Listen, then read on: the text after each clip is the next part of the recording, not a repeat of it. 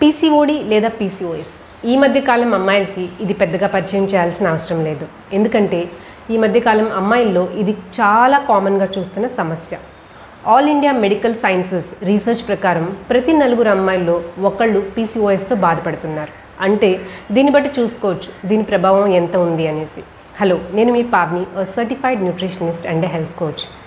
ఈరోజు మనం ఈ వీడియోలో అసలు ఈ పీసీఓఎస్ ఈ మధ్యకాలంలో ఎందుకు ఎక్కువ అవుతుంది, అలాగే దీనికి కారణాలు, దీన్ని న్యాచురల్గా ట్రీట్ చేసుకునే పద్ధతుల గురించి తెలుసుకుందాం. ఈ పీసీఓఎస్ అనేది ఒక లైఫ్ స్టైల్ డిజార్డర్. అంటే మన జీవన విధానం సరిగా లేకపోవడం.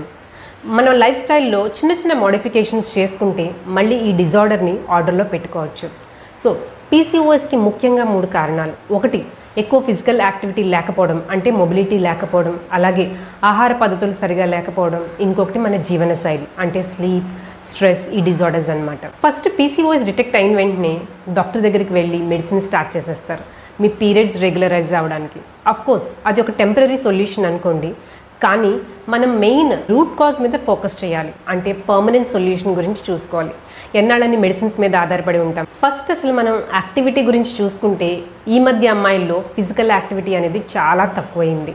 ఎందుకంటే చాలామంది ల్యాప్టాప్స్ మీద వర్క్ చేయడం, లేదా వర్క్ ఫ్రమ్ హోమ్ చేయడం, అలాగే నైట్ షిఫ్ట్స్లో చేసేవాళ్ళు రాత్రంతా కూర్చొని చేస్తూ ఉంటారు, మళ్ళీ పగలు పడుకుంటూ ఉంటారు. సో దీనివల్ల కూడా ఫిజికల్ యాక్టివిటీ ఎక్కువ ఉండట్లేదు. అలాగే అవుట్డోర్ స్పోర్ట్స్ ఎక్కువ ప్రిఫర్ చేయట్లేదు, అన్ని ఫోన్లోనే చూసుకుంటున్నారు. దీనివల్ల కూడా ఫిజికల్ యాక్టివిటీ అనేది చాలా తక్కువైపోతుంది. ఈ ఫిజికల్ యాక్టివిటీ ఎందుకు ఇంపార్టెంట్ అంటే మనం యాక్టివ్గా ఉన్నప్పుడు మన బాడీ మెటబాలిజం కూడా ఇంక్రీజ్ అవుతుంది. దీనివలన హార్మోన్స్ అన్నీ కూడా బాగా ప్రొడ్యూస్ అయ్యి అన్ని ఆర్గన్స్కి వెళ్తుంది. ఇంతేకాక ఫిజికల్ యాక్టివిటీ వల్ల బ్లడ్ సర్క్యులేషన్ కూడా ఇంప్రూవ్ అయ్యి అవి ఓవరీస్కి, రిప్రొడక్టివ్ ఆర్గన్స్కి కూడా సరఫరా అవుతుంది. ఫిజికల్గా యాక్టివ్గా ఉండడానికి యోగా కానీ, ఎక్సర్సైజ్ కానీ ఏదైనా ట్రై చేయండి. కానీ కన్సిస్టెన్సీ అనేది చాలా ముఖ్యం. చాలామంది అమ్మాయిలు వెయిట్ తగ్గడం కోసం ఏదో ఉద్రేకంతో జిమ్లోనో ఎక్కడో జాయిన్ అయిపోతారు. బట్ అది ఒక 1 వీక్ 1 మంత్ వెళ్తారు. అగైన్ అది మళ్ళీ ఏంటంటే ఆ కన్సిస్టెన్సీ ఉండదు, అది తగ్గట్లేదులే అని మానేస్తారు. అలా ఉండకూడదు. ఏది మీరు కంఫర్టబుల్గా ఉంటే అందులో జాయిన్ అవ్వండి. Walking is the best thing, లేదా యోగా కూడా చాలా మంచి రిజల్ట్స్ చూపిస్తుంది పీసీఓఎస్లో. పీసీఓఎస్ కంట్రోల్ చేయడానికి ఫుడ్ హ్యాబిట్స్ చాలా హెల్ప్ చేస్తాయి. ఎక్కువగా హోమ్ ఫుడ్ తీసుకోవడానికి ప్రిఫర్ చేయండి. అలాగే మీ డైట్లో కార్బోహైడ్రేట్స్ అంటే పిండి పదార్థాలు తగ్గించండి. ప్రోటీన్స్ అనేవి ఎక్కువ యూజ్ చేయండి. ప్రోటీన్స్లో ముఖ్యంగా స్ప్రౌట్స్ అని, సీడ్స్ అని, నట్స్ అని ఇవి ఎక్కువ తీసుకోవడానికి ట్రై చేయండి. మెయిన్లీ ఈ సీడ్స్ అండ్ నట్స్లో సెలీనియం, జింక్, ఐరన్ కంటెంట్, ఇంకా వైటమిన్ డి చాలా ఎక్కువ ఉంటాయి. ఇవి హార్మోన్స్ని బ్యాలెన్స్ చేయడానికి చాలా యూజ్ అవుతాయి. రోజులో కనీసం ఒక పూట ఉడికించని ఆహారం తీసుకోవడానికి ట్రై చేయండి. అంటే అన్కుక్డ్ ఫుడ్స్ అనమాట. అది మీ బ్రేక్ఫాస్ట్ కావచ్చు, లేదా డిన్నర్లో అన్న కావచ్చు.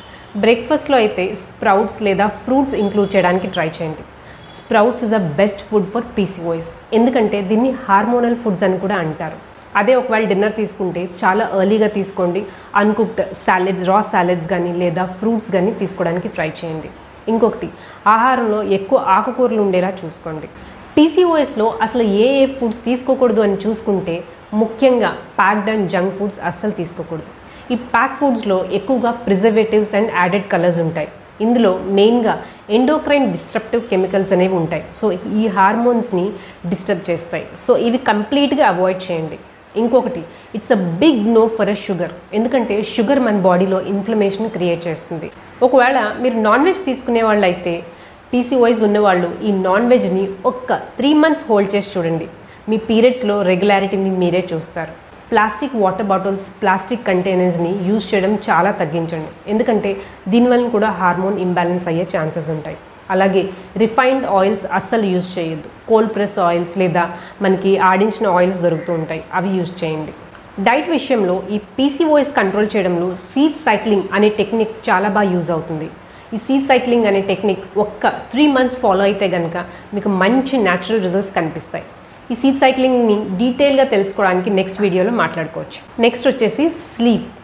ఈ నిద్ర అనేది మనకి పీసీఓఎస్లో చాలా ఇంపార్టెంట్. ఎందుకంటే మనం రాత్రి పడుకున్నప్పుడు మన బాడీలో హీలింగ్ అండ్ క్లీనింగ్ అనేది నిద్రలోనే జరుగుతుంది. ఈ క్లీనింగ్లోనే మన టాక్సిన్స్ అన్నీ బాడీలోంచి వెళ్ళిపోతాయి. ఒకవేళ మనకి నిద్ర సరిగ్గా లేకపోతే కనుక ఈ క్లీనింగ్ అంటే ఈ హౌస్ కీపింగ్ వర్క్ అనేది జరగదు. అలాగే టాక్సిన్స్ ఎక్కువ పెరిగిపోయి ఉండి దానివల్ల ఇన్ఫ్లమేషన్ కూడా అవుతుంది. ఈ మధ్య అమ్మాయిలు ఎక్కువ నైట్ టైం ఫోన్లో ఎక్కువ ఉంటున్నారు, సోషల్ మీడియాలో చాలా యాక్టివ్గా ఉంటున్నారు.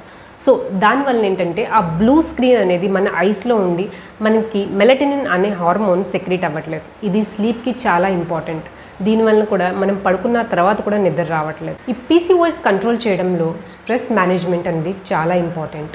చెప్పడానికి చాలా ఈజీగానే ఉంటుంది, ఐ నో, బట్ దాన్ని కంట్రోల్ చేసుకోగలిగితే కనుక హార్మోన్ బ్యాలెన్స్ చాలా రెగ్యులేట్ అవుతుంది. ఎందుకంటే మనం స్ట్రెస్లో ఉన్నప్పుడు మన బాడీలో కార్టిసాల్ అనే స్ట్రెస్ హార్మోన్ రిలీజ్ అవుతుంది.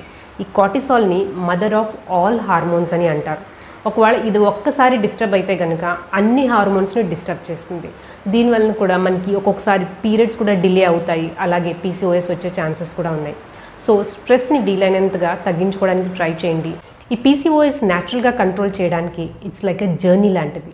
సో దానికి ఒక డెడికేషన్, మెయింటెనెన్స్ అండ్ డిసిప్లిన్ అనేది అవసరం. So let's start the journey.